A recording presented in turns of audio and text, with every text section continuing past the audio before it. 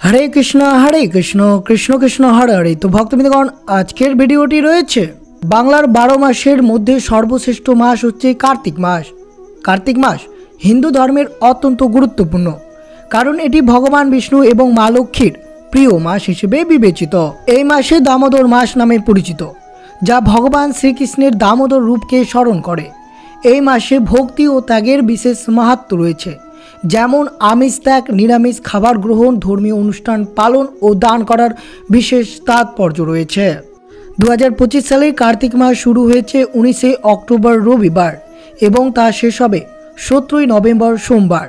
কিন্তু বিশেষ করে আপনাদেরকে মনে রাখতে হবে, কার্তিক মাসের শেষ বৃহস্পতিবার যদি আপনারা বাড়িতে এই সৌভাগ্য অর্থাৎ মা লক্ষ্মীর এই প্রিয় ফলটি যদি আপনারা বাড়িতে এনে পুজো অর্চনা করতে পারেন, তা অত্যন্ত শুভ হতে পারে আপনাদের জন্য। যেহেতু এই মাসকে দামোদর মাস বলা হয়, এটি ভগবান বিষ্ণুর অত্যন্ত প্রিয়।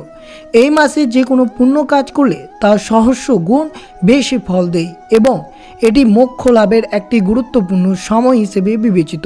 তাই অবশ্যই কার্তিক মাসের শেষ বৃহস্পতিবার ভক্তি সহকারে মাতা দেবী লক্ষ্মী এবং ভগবান বিষ্ণুর পুজো পাঠ করলে তা অত্যন্ত শুভ হতে পারে। এই দিনে আপনারা এই ফলটি এনে পরিবারে বা গৃহে রাখতে পারেন, যেটি আপনাদের পরিবারের সুখ সমৃদ্ধি এবং সৌভাগ্য বৃদ্ধি পেতে পারে। যে কোনো সকল সমস্যা থেকে উদ্ধার হবেন আপনারা এবং এই শুভ দিনে দান করলে শুভ ফল লাভ করতে পারবেন। তা অবশ্যই ভিডিওটি আপনারা শুরু থেকে শেষ পর্যন্ত ভক্তি সহকারে শ্রবণ করবেন।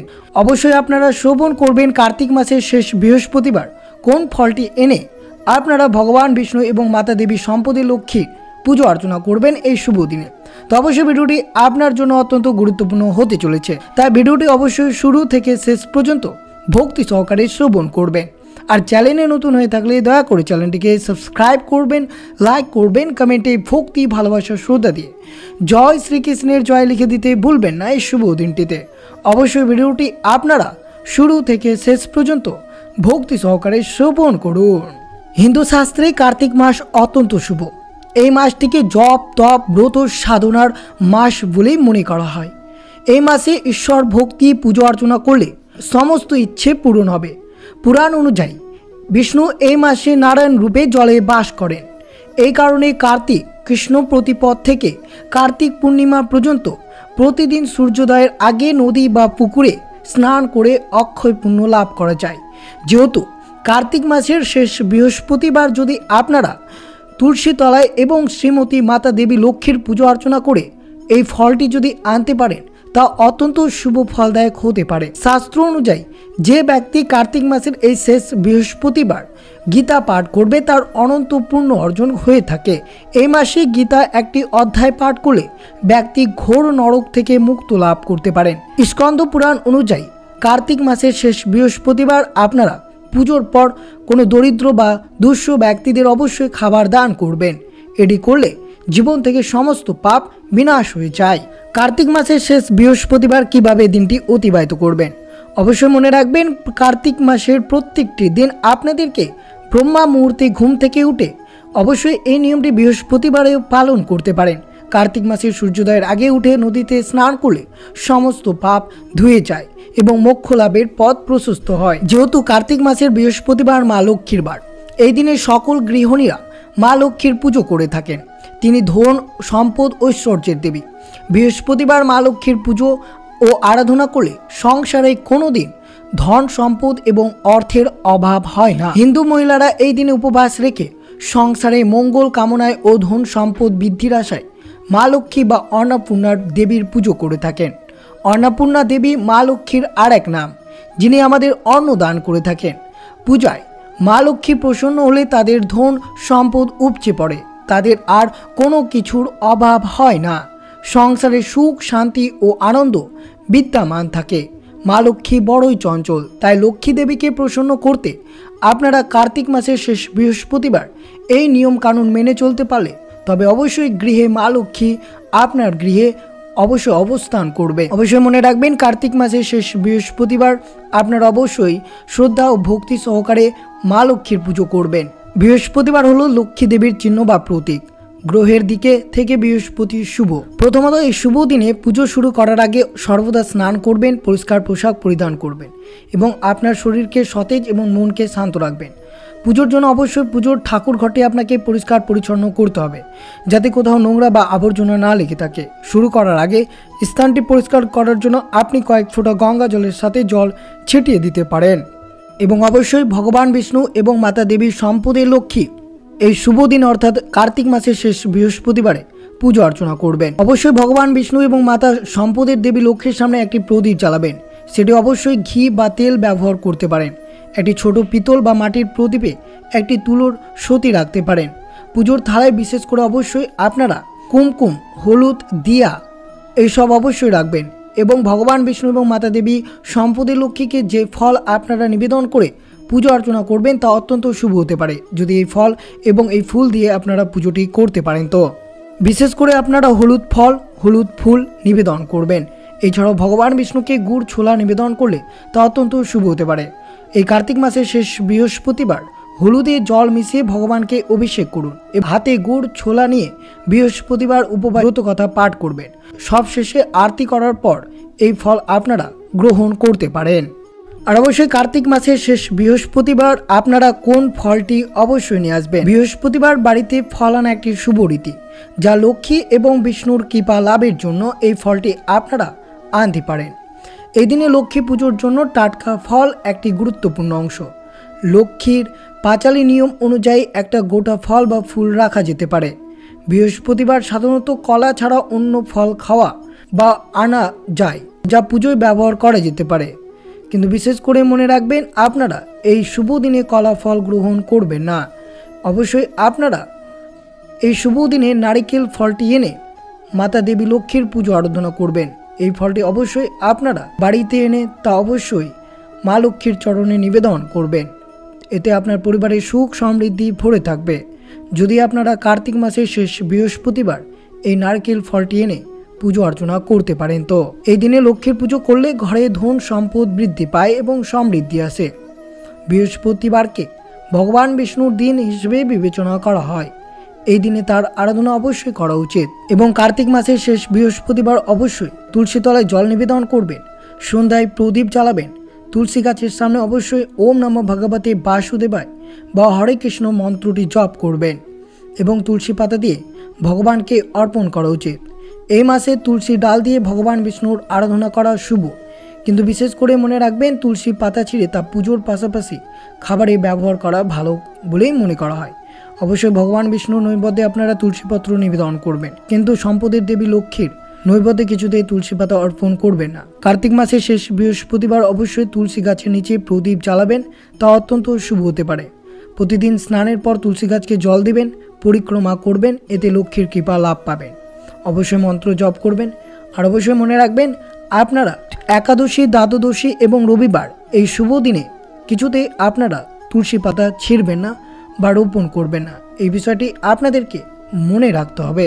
কার্তিক মাসের শেষ বৃহস্পতিবার কী কী খাবার গ্রহণ করবেন না সেই বিষয়টি আপনাকে মনে রাখতে হবে। কার্তিক মাসের শেষ বৃহস্পতিবার যেহেতু ভগবান বিষ্ণু এবং মাতা দেবী লক্ষ্মীর পুজোর দিন, এই দিনটি একটি পবিত্রতার প্রতীকের দিন। তা অবশ্যই এই দিনে পূর্ণ ভক্তি সহকারে পুজো করলে জীবনে সুখ, শান্তি এবং সমৃদ্ধি আসে বলে বিশ্বাস রয়েছে। তার পাশাপাশি অবশ্যই আপনাদেরকে মনে রাখতে হবে এই দিনে আপনারা পুজো অর্চনা করলে আপনাদেরকে সম্পূর্ণরূপে নিরামিষ আহার গ্রহণ করতে হবে, উপবাস পালন করতে হবে এবং ভগবান বিষ্ণুর নাম স্মরণ করে তার কৃপা লাভের চেষ্টা করতে হবে। অবশ্যই এই শুভ দিনে আপনারা হলুদ রঙের পোশাক পরিধান করতে পারেন, কারণ হলুদ রং জ্ঞান, সৌভাগ্য এবং একটি পবিত্রতার প্রতীক। বৃহস্পতিবার বিষ্ণুজির পুজো করার প্রচলন রয়েছে, তা অবশ্যই এই শুভ দিনে আপনারা ভগবান বিষ্ণু এবং মাতা দেবী লক্ষ্মীর পুজো অর্চনা করবেন।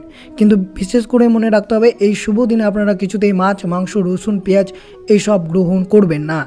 এই শুভ দিনে আপনারা ভালো কাজ, ধ্যান, গরিবদের খাদ্যদান ইত্যাদি করলে তা বহুগুণে ফলদায়ক হতে পারে। যদি পারেন অবশ্যই বৃহস্পতিবার ব্রহ্ম মুহূর্তে স্নান করা অত্যন্ত শুভ এবং স্নানের পর অবশ্যই এই মন্ত্রটি আপনারা জপ করতে পারেন। ওম বৃহস্পতেই নমঃ। এই মন্ত্র জপ করলে অর্থ, সম্পদ, সুখ, শান্তি সব কিছু উন্নতি লাভ করতে পারবেন আপনারা। বিশেষ করে মনে রাখতে হবে এই দিন কাউকে ঋণ দেবেন না বা কারোর কাছ থেকে ঋণ নেবেন না।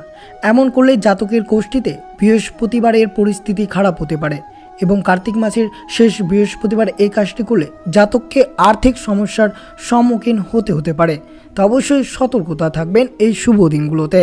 কার্তিক মাসের শেষ বৃহস্পতিবার দুপুরবেলা ঘুমাতে নেই, এই বিষয়টি আপনাকে মনে রাখতে হবে। এছাড়াও বিউল, মুগ, মসুর, ছোলা, মটর, গোটা সর্ষে খাওয়া সম্পূর্ণরূপে নিষিদ্ধ রয়েছে।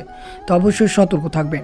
আর অবশ্যই কার্তিক মাসের শেষ বৃহস্পতিবার আপনারা ভক্তি নিষ্ঠা সহকারে শ্রবণ করবেন কার্তিক মাসের বৃহস্পতিবারের ব্রত কথাটি, যেটি আপনাদেরকে শ্রবণ করা একান্ত উচিত।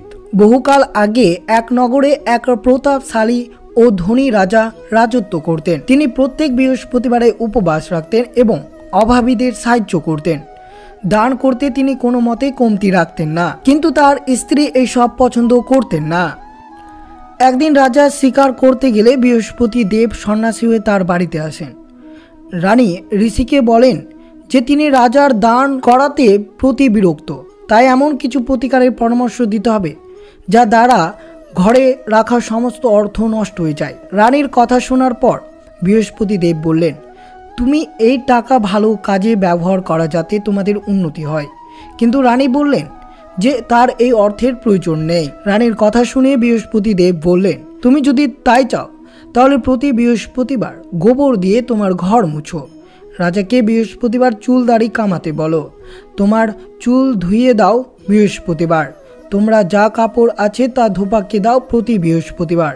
সন্ন্যাসীর কথা শুনে রানী প্রতিদিন এই কাজ করতে লাগলেন এবং তার শীঘ্রই ধন সম্পত্তি ধ্বংস হয়ে গেল। তারপর রাজা খাবারের ব্যবস্থা করতে অন্য দেশে গেলেন। অন্য দেশে রাজা বন থেকে কাঠ কেটে শহরে বিক্রি করতে লাগলেন। এমন এক সময় এসেছিল যখন রানী এবং তার দাসীকে 7 দিন না খেয়ে থাকতে হয়েছিল। তখন রানী তার দাসীকে তার বোনের কাছে পাঠিয়ে তাকে সাহায্য চাইতে বললেন। রানীর কথা শুনে দাসী তার বোনের কাছে গেল। বৃহস্পতিবার দাসী রানীর বোনের বাড়িতে পৌঁছলেন। যখন রানীর বোন বৃহস্পতিবারের ব্রত কথা শুনেছিলেন, যার কারণে তিনি দাসীর কথার উত্তর দিতে পারেননি। দাসী বাড়ি ফিরে এসে রানীকে সব বললে রানী খুব রেগে গেলেন। পুজো শেষ করে রানীর বোন তার বাড়িতে এসে বলতে লাগলেন, বৃহস্পতিবারের ব্রত কথা শুনেছিলেন তাই উত্তর দিতে পারেননি। তারপর রানী তার বোনকে পুরো ব্যাপারটা খুলে বললেন। তারপর বোন বললেন, বৃহস্পতিদেব প্রতিটি মানুষের মনের ইচ্ছা পূরণ করেন। এরপর রানীর বোন জানালেন বৃহস্পতিবার উপবাস রাখার পদ্ধতি। তার বোনের নির্দেশিত পদ্ধতি অনুযায়ী রানী ও তার দাসী বৃহস্পতিবার উপবাস রাখেন, যার ফলে ভগবান বৃহস্পতি দেব তার প্রতি সন্তুষ্ট হয়ে তাদের অবস্থায় ফিরে যাওয়ার আশীর্বাদ দিলেন। তো অবশ্যই এইভাবে তাদের পরিবারে সুখ সমৃদ্ধি ভরে আসলো। তো এই ছিল ভিডিওটি। আর অবশ্যই আপনারা শ্রবণ করলেন যে এই কার্তিক মাসের শেষ বৃহস্পতিবার কোন ফলটি এনে পুজো অর্চনা করবেন। সেই ফলটি হচ্ছে অবশ্যই নারকেল ফল এনে মাতা দেবীর চরণে অবশ্যই রেখে তা পুজো অর্চনা করতে পারেন এই শুভ দিনে। তো এই ছিল ভিডিওটি ভালো লাগলে অবশ্যই চ্যানেলটিকে সাবস্ক্রাইব করবেন, লাইক করবেন, কমেন্টে ভক্তি ভালোবাসা শ্রদ্ধা দিয়ে জয় শ্রীকৃষ্ণের জয় লিখে দিতে ভুলবেন না এবং ভিডিওটি আপনার আত্মীয় ভক্ত বা বন্ধুদের সাথে অবশ্যই শেয়ার করবেন। সুস্থ থাকবেন, সতর্ক থাকবেন। জয় শ্রীকৃষ্ণ। রাধে রাধে।